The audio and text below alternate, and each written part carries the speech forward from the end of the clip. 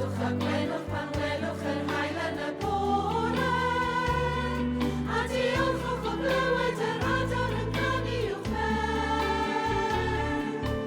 Gwelwch diolchwch pan welwch y byd